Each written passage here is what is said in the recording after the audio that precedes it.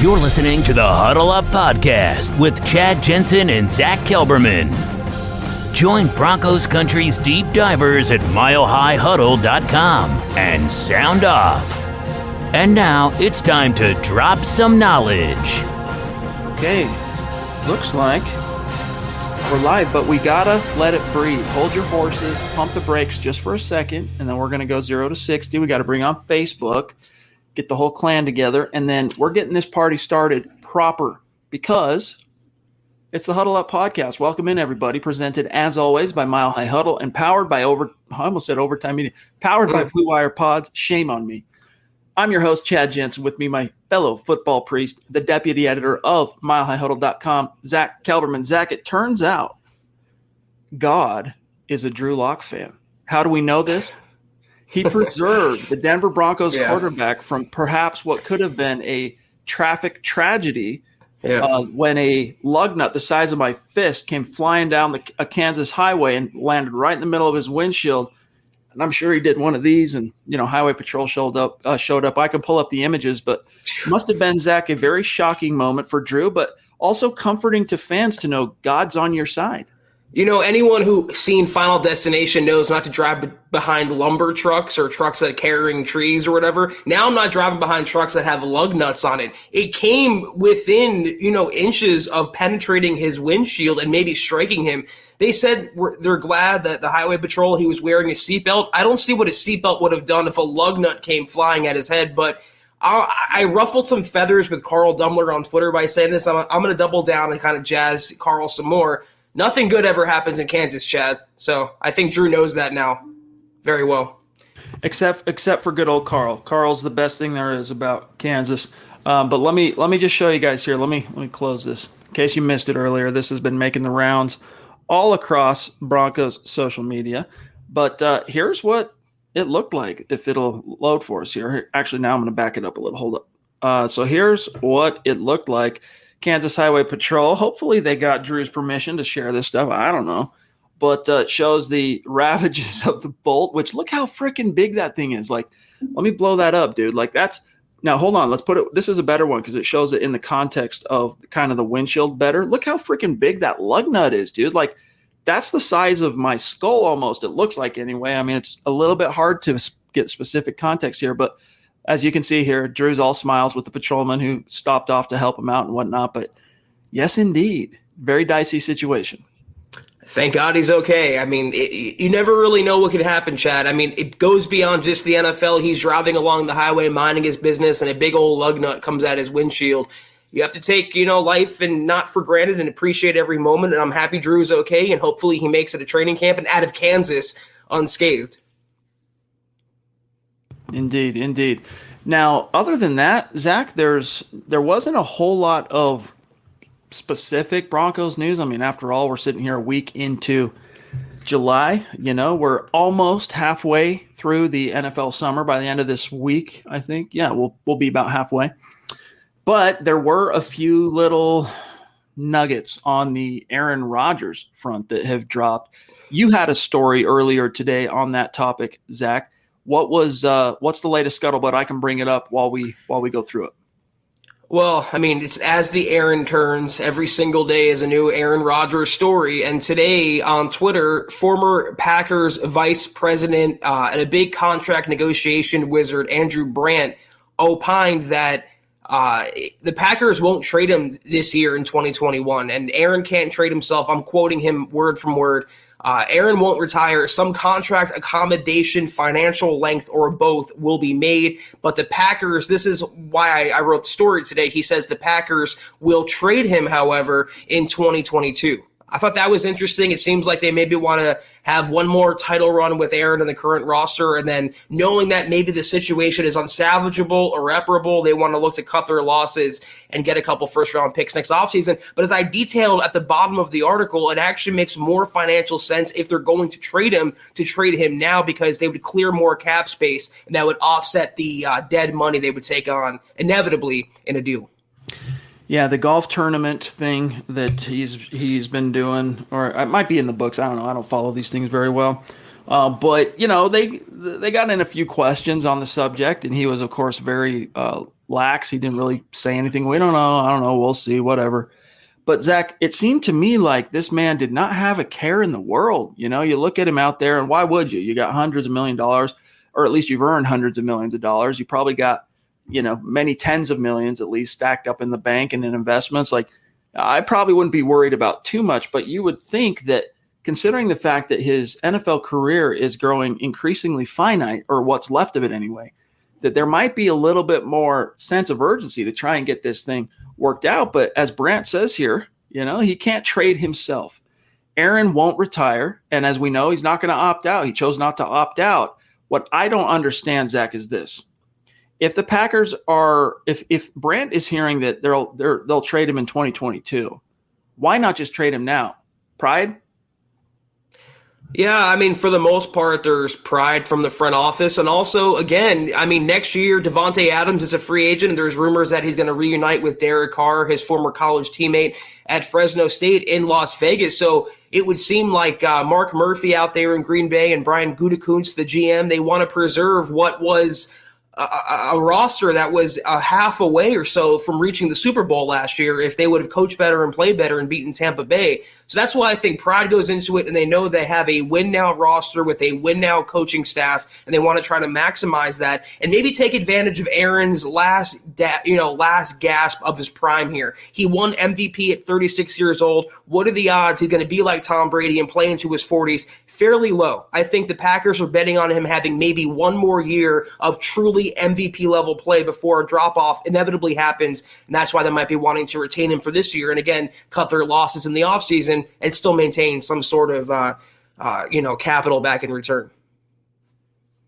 It doesn't really make sense to me, being honest. I mean, we can try and deduce what the rationale is. If you're planning on, or if you're resolved or resigned to trade him at some point, why not just rip that Band-Aid off? Because whatever value he's got, it's never going to be better than it is right now. So that's something to consider. And guys, we're excited because tonight, of course, it's Wednesday. We got a superstar segment, and we've got the debut on the Huddle Up podcast of the Duchess herself. All right, Michela is with us.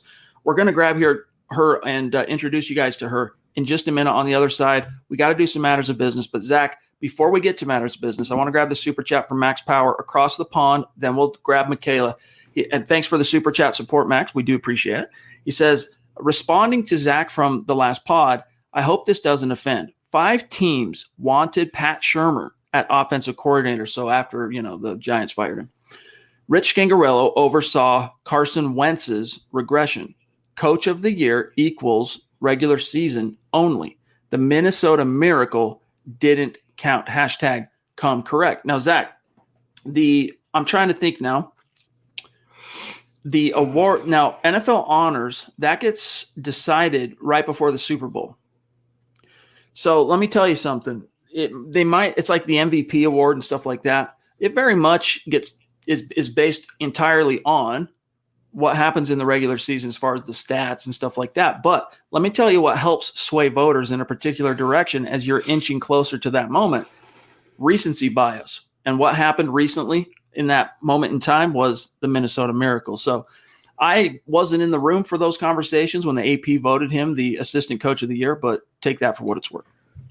Okay, so, I mean, we can argue. I'm not going to give this much attention, Max. We're never going to see eye to eye, and I don't really feel like giving too much of my energy tonight for this topic, but that's the only thing pro-Shurmur people like yourself have to hang your hat on, is that he won assistant coach of the year, coordinator of the year, whatever crap accolade it was. But if we're even having a conversation where you're comparing a first-year coordinator back then in Scangarello and a seasoned coordinator in Pat Shurmur, who was twice a head coach, and even going back in his Minnesota days before he got the second head coaching job, he was still been around the block in Philadelphia. He's been very well-versed in the NFL and offensive play calling. So if we haven't even have to have that discussion, if it even has to be a debate, that's an L for Pat Shurmur. There should have been no doubt about it. He should have been taking what Scangarello did, the foundation he laid, and even with the pandemic, even with the lost reps, even with the injuries, it shouldn't take, and I'll say this again, you can try to counter this if you want, it shouldn't take Pat Shurmur until week 15, week 14 to identify his best talent, to call plays that are conducive to his best talent. And if he whittled down his playbook, that should have happened earlier in the season. I think the point you're trying to make, Max, and everybody else out there who's pro Shermer and anti Drew Lock, is that it was mostly on Drew Lock last year. When I just think that's false.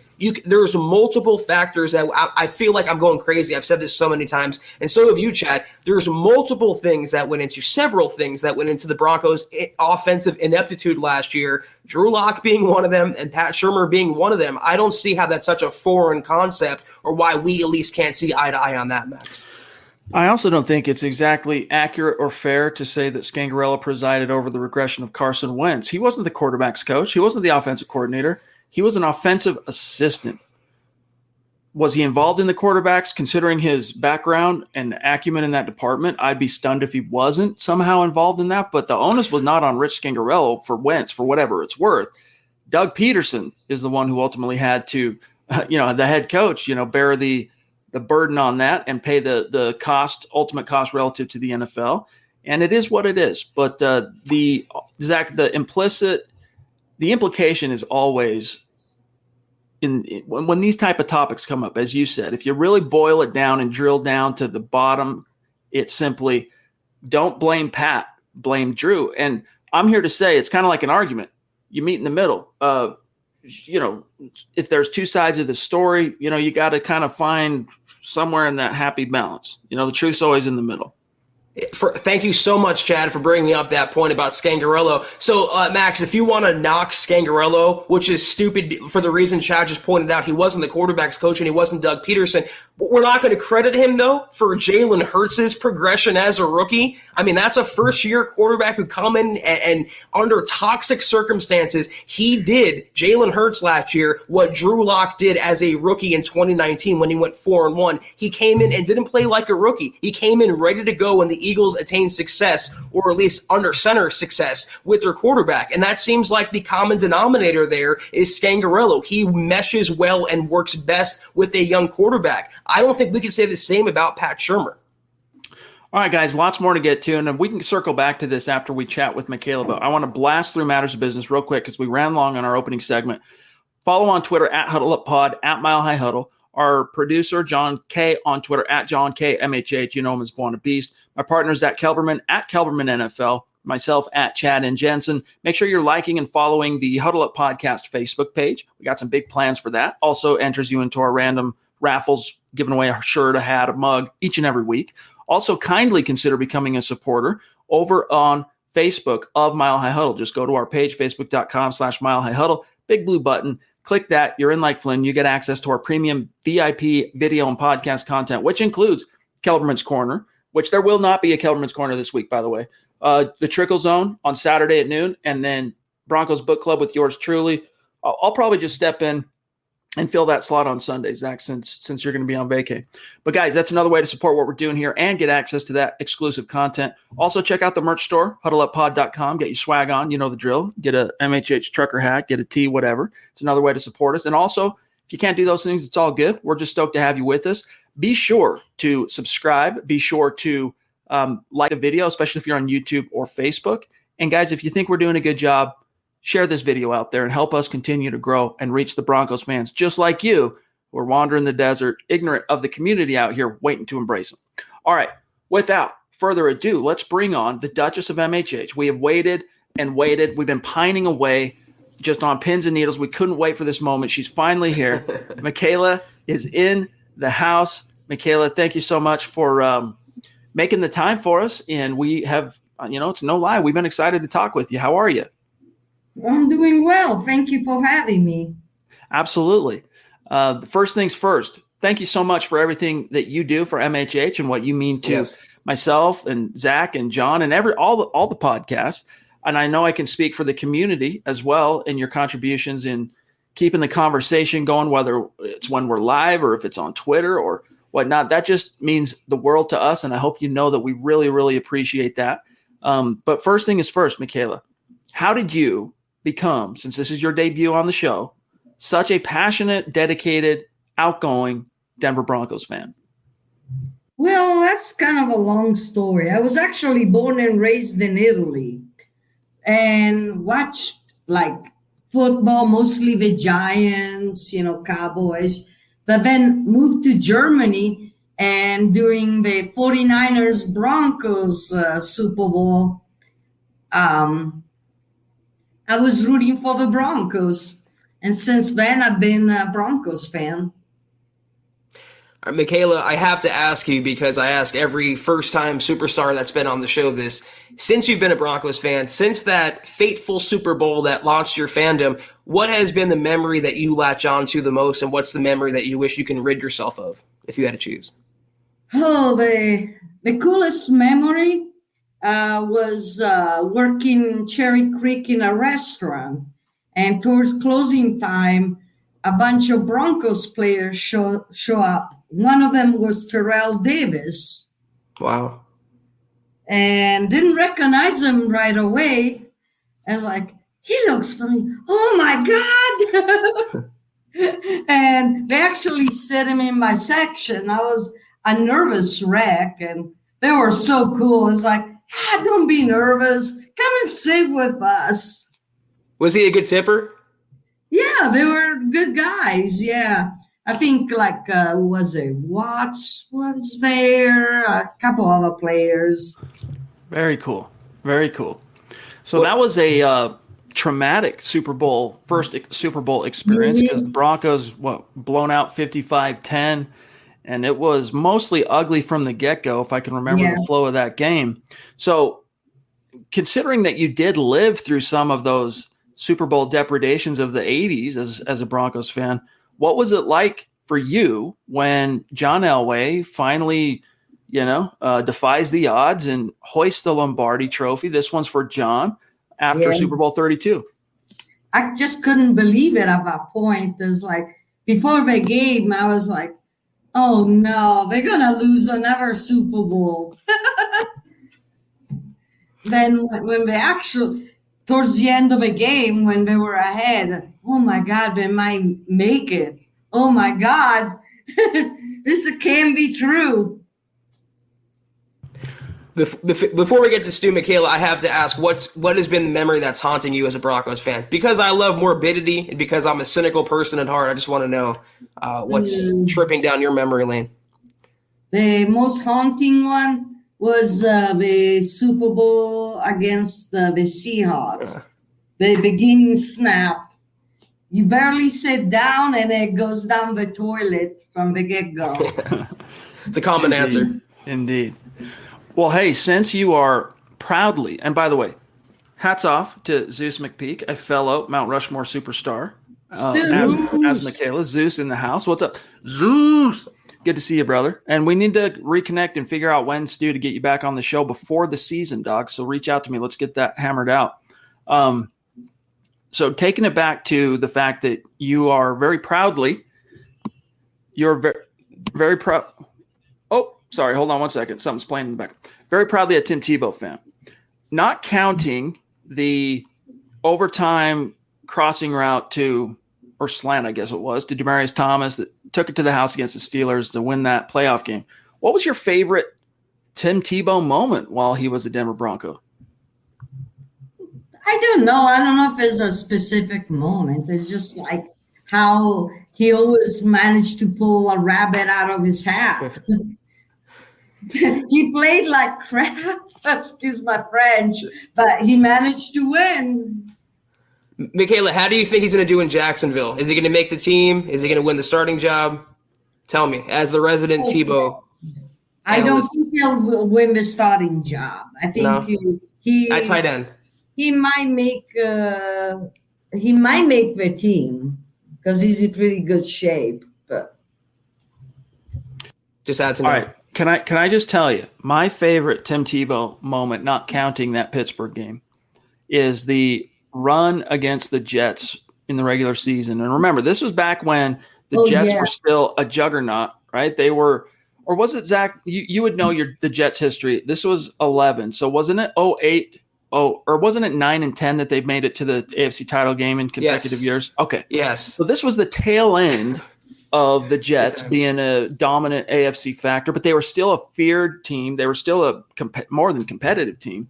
But it was the beginning of the end as Mark Sanchez and the butt fumble and all this stuff started to unravel.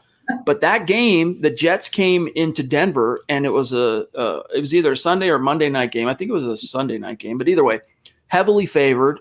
And just like you said, Michela, great verbiage there. Tebow pulled the rabbit out of his hat.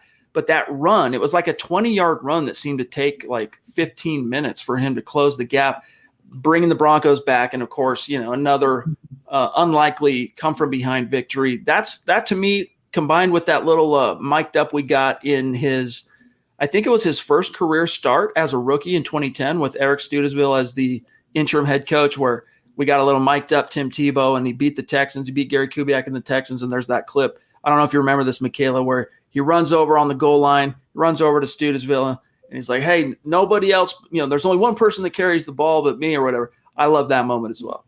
Mm-hmm. So, Michela, we have to ask you, bring it back to current times. How do you feel about this Broncos outfit of 2021?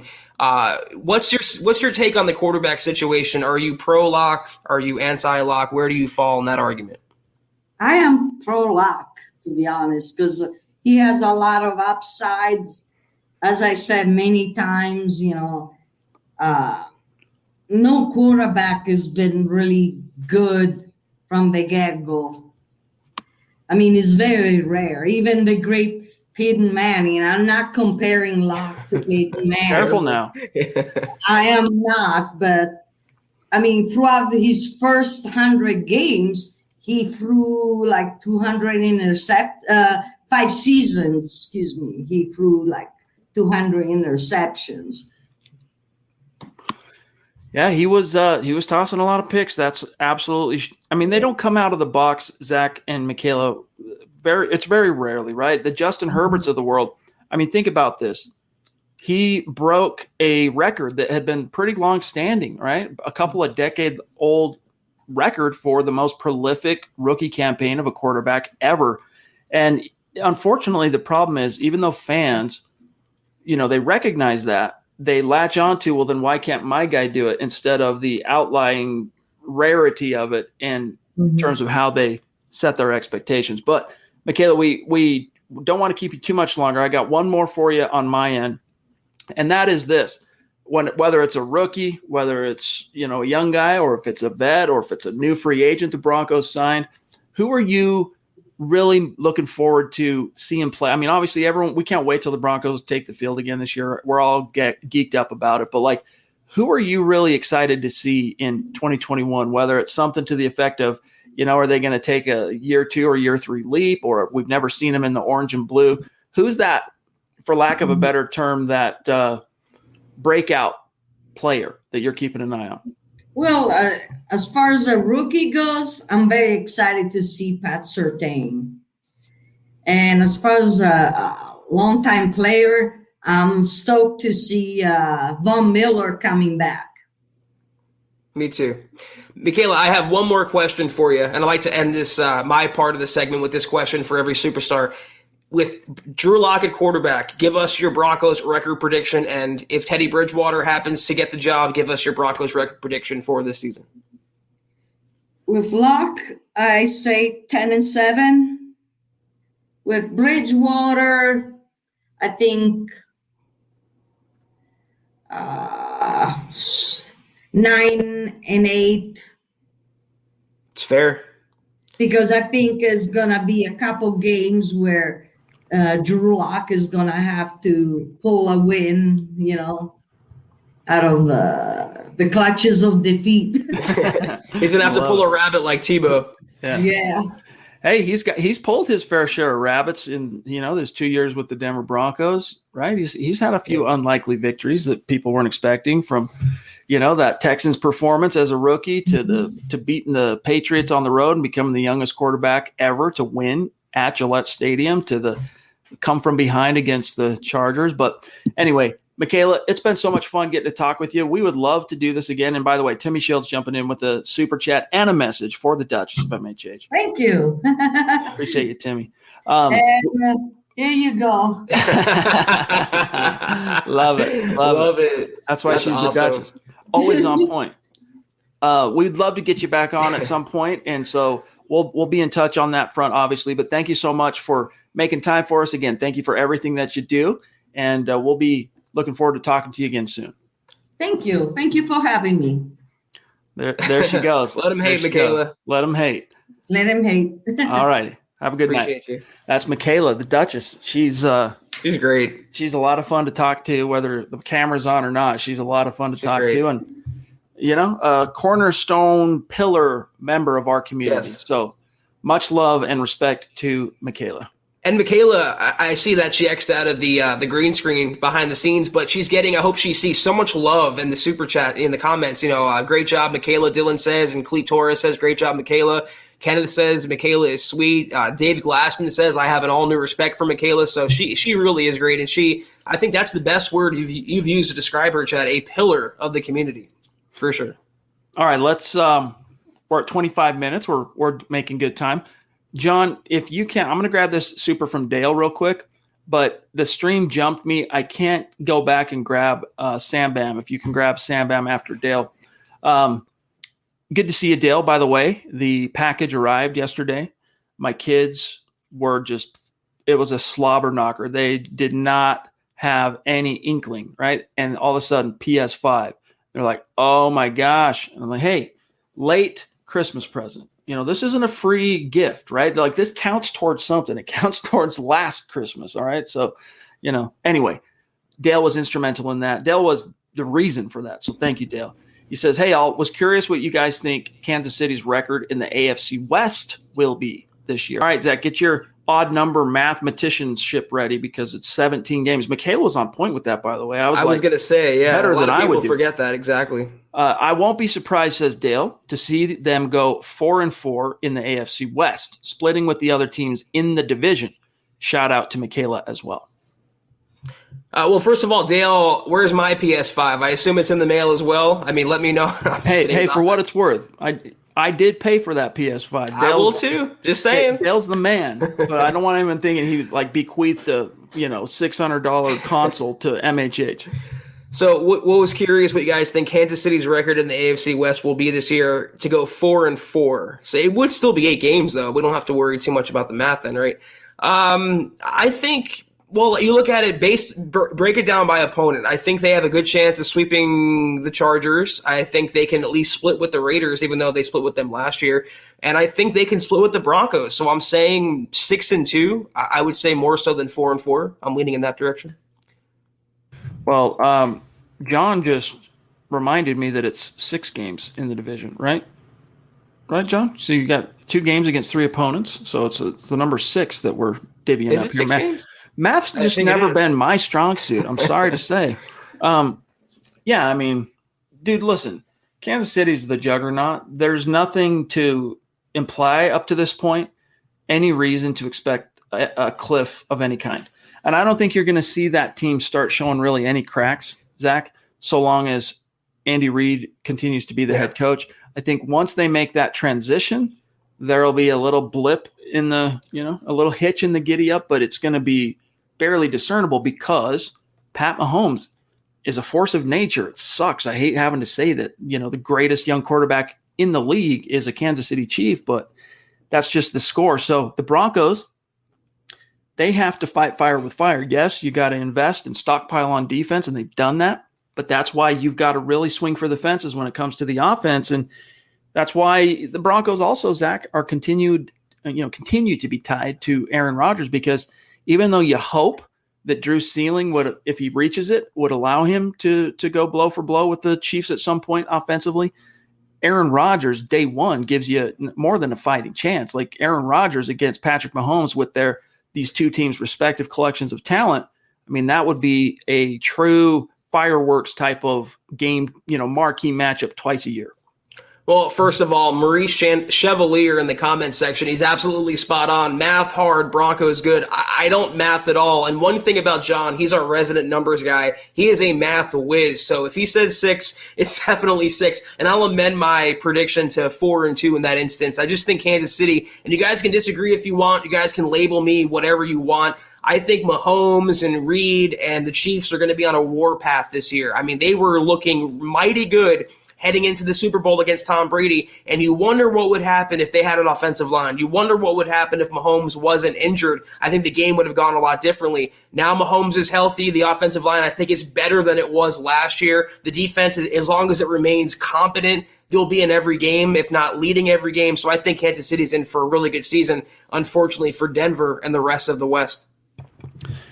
But hey, still maintain a posture of optimism. I mean, it's been since week 2 of 2015. I mean, that date, that time, that period is still seared into my mind. The last time the Broncos beat the Chiefs, I really don't think it's outside the bounds of the plausible to say, hey, the Broncos could have a fighting chance this year if the stars align to split with the Chiefs. But sweeping the Chiefs, that ain't going to happen. Sam Bam, good to see you, bro. He popped in, he popped out. He's just showing some love, supporting the cause. He says, yo, Broncos country, I got to dip out early tonight, so enjoy the podcast, everyone. Glad that Drew is okay. Go Broncos. Indeed. And Sam Bam, dude, you have become just very consistent, my friend, very consistent. We got to get you a t-shirt, dude. See, we have a it's something we like to do. It's a small thing we can do to say thank you. It's a little tradition here on the podcast to our consistent, most outgoing super chat superstars that are supporting the show, supporting the channel on YouTube. And that is, hey, shoot us an email, milehighhuddle@gmail.com, Sam. Get us your shipping address, your t-shirt size. We'll get one out the door, buddy. So thank you. I'm still thinking how I can work in this incident to tie in with Locke, something with, Bolts, lug nuts, and Drew Lock. I'm still working on that, so I'll get back to you guys. We got Andrew, who is one of our great Facebook superstars. And while we got Andrew's comment up, John, I'm going to do a quick share screen and shout out a few other, because this is how we have to do it with the Facebook stars.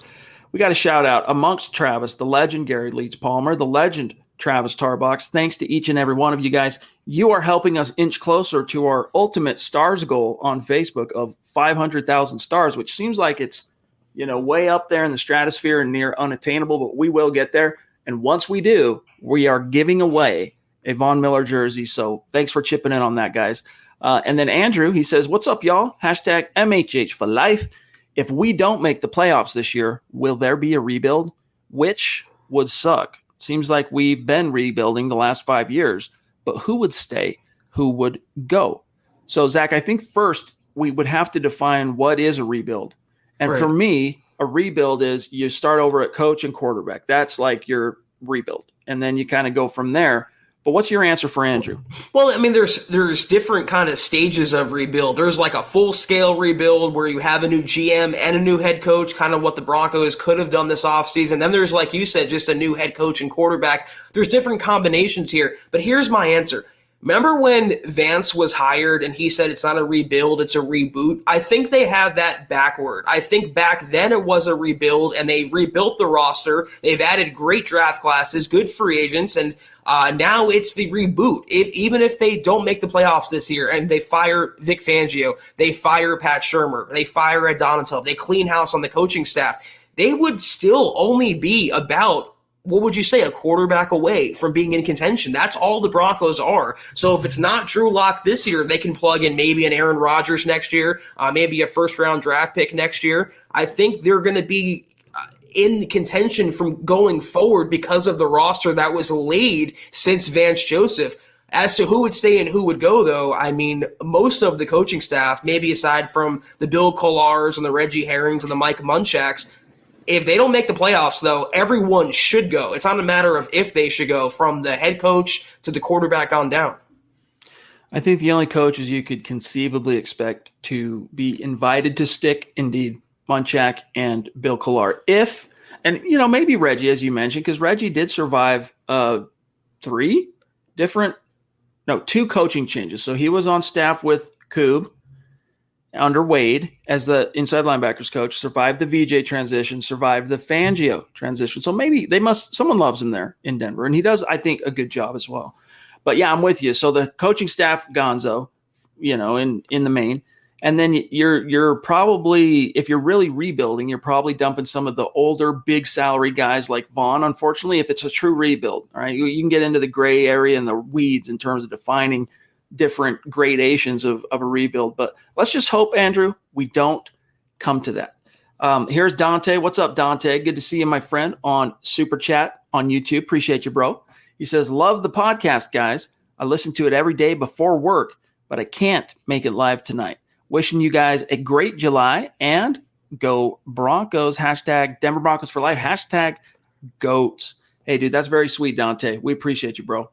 I hope you're having a great July. I hope you had a great 4th, Dante, and the rest of your month goes swimmingly. I hope to see you around here on the next podcast. All right, let me see what else we got in the chat tonight. There's Travis. Appreciate you, my friend. He says, hello, my football priests. Unfortunately, I won't be at the September 26th meetup at the stadium, but my better half and I are going to the Ravens game. I was curious if there was a rule about sending you guys some swag from my company. It's called Nighthawk Customs. We have shirts and T-shirts if it's okay. What do you guys prefer? But I'm always, by the way, I'm always Denver Broncos for life. Yeah, dude, shoot us an email at milehighhuddle@gmail.com. We'll happily give you our deets, and we'd love to see some of that swag. Maybe give the Nighthawk Customs a little boost, if, what we can do. So I was going to say, I would rock the hell out of one of those T-shirts for you, Travis. Yeah, let's see it. Shoot us an email, my dog. Chris, the doctor, the PhD in the hizzy. Good to see you, Chris. Appreciate the support as always. He says, Drew Lock rolling through near my neck of the woods. Glad he's okay. So it turns out there's 2 good things about Kansas, Carl Dumler and the doc. Yeah, apparently I forgot about, I think Dave Glassman, isn't he in Kansas as well? I think he made a comment. Maybe it wasn't Dave, but someone else said also, I'm from there. I don't mean to offend any Kansans. Is that the right? I think it is Kansans. Kansans. So, I mean, it was just a joke, guys. I was more or less making a joke about the Chiefs, but the point here is that we're okay, that Drew Lock is okay. The weirdest one to me is Michiganders. I'm like, where did that, how did you get there? Like, Weird. What depths of the English language are you plumbing to justify Michiganders? Anyway, Diamond Rattler says the MHH Wednesday wallpapers have been dope. Keep them coming. Yes, I'm glad to hear that you're digging that. We're going to keep it rolling. We got a great design guy that's been working with us for 3-4 months and doing some good stuff, including the backdrop you guys see on the screen behind you and a few other things. So some T-shirt designs, some different stuff. Glad to hear that. He'll be stoked too to hear that feedback. So thanks, Diamond. All right, let me see here. We grabbed Andrew. We got Zeus. We got another Mount Rushmore superstar in the hizzy tonight. Brian Greenfield. What's up, bro? He says, I've been busy, but I can't wait for some football. Well, Zach, what are we? So 21 days? Wait. Yep. Yeah, 21 days. So exactly 3 weeks from today. Yep. So that'll be, guys, enjoy your summers. Keep coming back to us on the weekday nights. We'll be here for you. I mean, we're here 7 Mile High Huddle's here for you, of course, 7 nights a week, but keep coming back to your football priests. We'll get through this together, but I'm telling you, enjoy your summer. And that 3 weeks is going to be here before you know it. Then the preseason gets here, and it's like we're off to the races. We're going to be on here saying, guys, I can't believe the regular season is here, right around the corner. It goes so fast, and it seemed like the offseason, maybe it's just me, it went extra fast this year because of how slow last year felt with 2020 with the pandemic. It just flew by. We were just in free agency, and then before that it was George Payton. Now we're talking about training camp in 3 weeks. I'm so grateful that football season is right around the corner. I can smell it. This is how you know she's a bona fide Mount Rushmore superstar. Michela, after chipping in to create the content, she jumps back into the chat to financially support the content with a very, very, very, very generous super chat. So, Michela, hats off. You know we love you. You know we appreciate you. You ever need anything, you know we're here for you. So thank you. She says, thanks for having me on, guys, and thank you to the fam, to the community, right, for the support. Legendary Hall of Famer, Michela Parker. Yeah, she's, like you said, Chad, perfect word, a pillar of the community. And Michela, we thanked you before going live and just for your support and all the interaction and your super chats. But again, thank you so much for all you do. And you've definitely earned your title as the Duchess of the podcast. We hope you enjoyed being on. We would love to have you on in the future again. So thank you. Absolutely. We will make that happen. And see, it wasn't as painful as maybe you initially, way back when, might have worried, right? It was easy. It was fun. We're just talking shop. We're just talking the things that, we all love talking about. So Dave from Georgia, another great superstar. We've had Dave on the show. It's been a minute, but Dave, hope you're doing well, my friend. It's great to see you. Thank you for the support. He says, who will be the biggest surprise to make the final 53? And then also the biggest surprise cut. Let them hate, and great job, Michela. Zach, let's parse this one up. You take the biggest surprise to make, and I'll take the biggest cut. I'm still holding firm to one of the UDFA guys making the 53, 55, whatever it is this year. Because of the Broncos' track record of finding those guys, even if it's Himmelman, the lineman, Byer, the tight end, or Warren Jackson's among the mix as well. You name one last podcast. I can't remember now, Chad. Mintz, the edge rusher. That's right, Mintz. So between one of those few players, I think they have the best chance. I'm going with Byer because the Broncos tight end room after Noah Fant and Albert O is bone dry bare. Especially blocking acumen, and right. He might be a rookie, but you can at least trust that Iowa, tight end taught him how to, at least the basic mechanics and technical components to blocking. So that's not a bad call. I would say the biggest surprise cut. I don't know that there's going to be a huge surprise, but you want to say it, Chad. Well, I mean, Royce Freeman jumps to mind for me. I know you want me to say Melvin Gordon. I do, but I don't think he's getting cut. I think if the question was surprise trade, I'd be more amenable. But I don't see George Payton eating $4.5 million for nothing. I was just trying to goad you into saying that. But yeah, I can't see Melvin Gordon getting cut. I can see him getting traded, like you said. Freeman's a good name there. Would it be crazy if Kareem Jackson got cut at Final Cuts? I mean, they left off TJ Ward in 2017 to go for a younger player. Maybe if Jamar Johnson and Caden Stearns have excellent training camps and preseasons, you never know. I think Freeman, though, is the most realistic surprise cut out of the bunch. I would also say one last Michael person.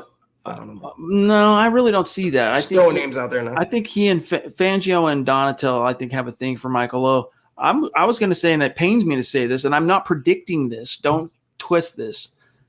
Mike Purcell is a low-key monitor. Why? Well, he scrapped and fought his way through the NFL, bouncing around practice squads to active roster to getting cut. Like, he had one of those type of trajectories. Finally carves himself out a role in the right situation. Stars align. Everything's going good. Gets paid. And then Liz Frank. If he comes back healthy and there's not a setback, there's no issue with his play, he bounces right back to form, then it's a non-issue. But if either of those two things are in effect, I think it could complicate the issue. And even though the Broncos would eat a little dead money, which I did research, there's an article, guys, you can go find at milehuddle.com, 5 potential surprise cuts. I don't see it as likely. Again, I got to stipulate that. But it's one to monitor because another factor to this is you got McTelvin Agim pushing, Deshaun Williams emerged last year, plus you signed Shamar Stephen. And there's a couple of other guys like futures type guys that have been signed over the last 6 months that, if he doesn't turn back to form perfectly, Zach, I could see it happening, though I would rue it. I hope it doesn't happen. You're going to fill in just fine on KK on Sunday with those hot takes, Chad. I hope not, though. Seriously, I'm a big fan of Mike Purcell for what it's worth. I think he's a stud. All right, let me see here where we're at. Fresh off the Starship Enterprise is Zebulon Omega Kevin Lynn, one of our great Facebook superstars. Says, I'm not sure why I didn't get the live notification until super late, but I'm here now. What's up? Yeah, I don't know, man. Some of these social media platforms, who knows how the algo bots, think. Better late than never, though, for sure. And remember the commercial, chat? What's up? The Budweiser commercial.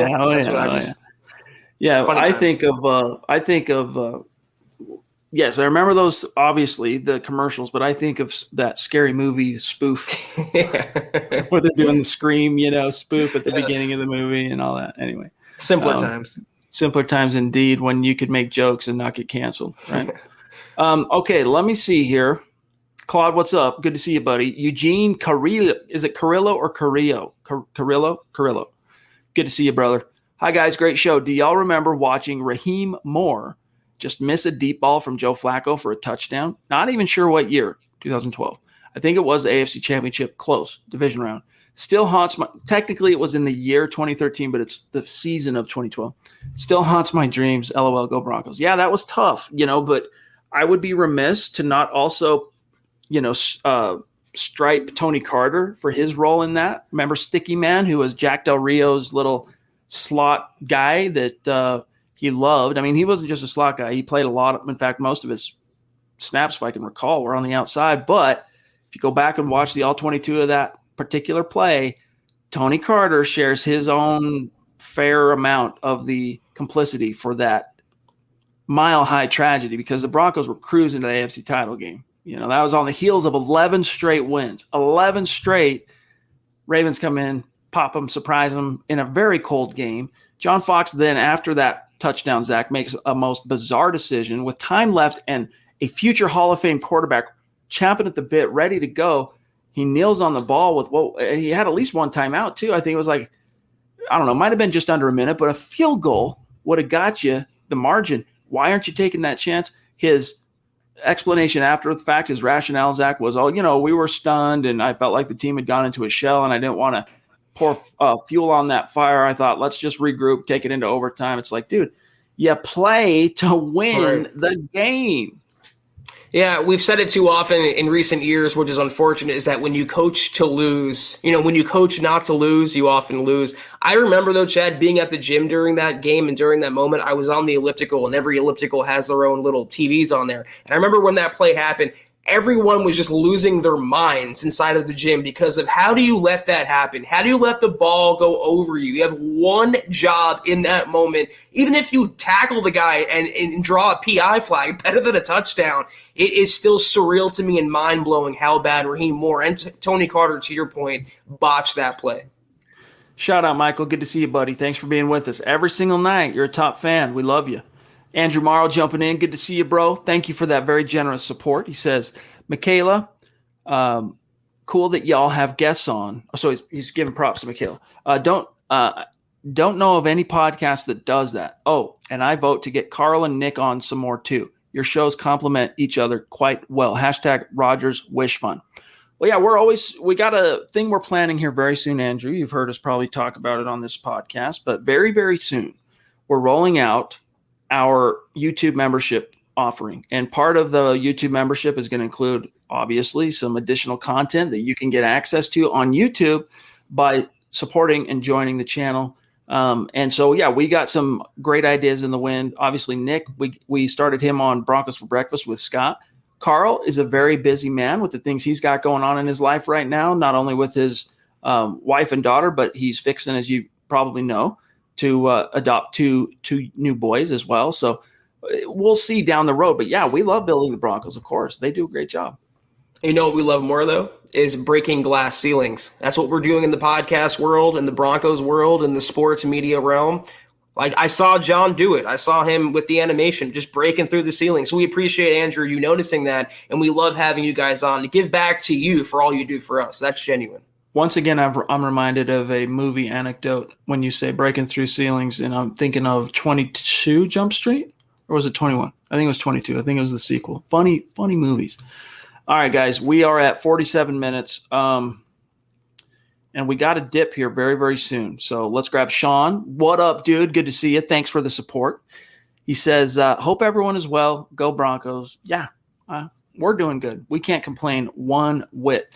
But, Zach, as I think about this now, it is kind of weird for a podcast of any sort to bring on their fans, their community onto the show, right? I don't know. Now that I think about it, I think he's right. I don't know that anyone else has done that or does that. I mean, you do get call-ins on the radio, right? People can, on certain segments, they'll take calls, but you got to go through a screening and all this stuff, and it's actually quite randomized.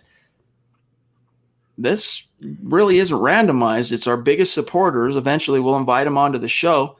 I'm just glad to hear, Zach, that people like it, that they appreciate it, not just appreciate it, but that they like the content. So that's good to hear. We try to be all inclusive, and we try to give back genuinely to you guys, giving you guys a platform to come on and tell your Broncos story, interact with us. I mean, it's the least we can do. But yeah, I don't see other podcasts doing that. And there's a reason why people, respond to our podcast. There's a reason why we have the numbers that we do in certain areas, Chad. And you know what? Ball don't lie. Never does, never will. Yeah. We're very, very lucky, very blessed. And also in terms of being lucky, like we can sit here and talk like we're some kind of, podcast mad scientists trying to come up with the next creative thing. But we've lucked into a lot of the ideas we've had and the things we've done. We've just kind of bumbled and stumbled our way through it. And it's just so far the universe is in the football gods, right? They're looking out for us too. So Don wants to know, Chad, wasn't your new studio supposed to be up and running? Is there a tour? Listen, here's where it's at. And then we'll move on real quick. The studio is built. It's done. I just recently had the AC heater unit installed, but then there was a hiccup because we ended up having to run new electrical to this. All right. And then that caused some delays. And then now I'm going through the process of making sure everything that's going to go in that bad boy is going to be covered under my insurance policy. And you got to go through some red tape and different things for that. But literally Sunday night show, I fully anticipate and expect to be streaming from there. So you guys will get to see it. And yes, I have been taking some, creating some videos and some content around that. Once it's done, I'll show you some befores and afters and give you guys some inside looks at that stuff. So it'll be soon. Next week or so, you'll start seeing some of that. John, do we have any more?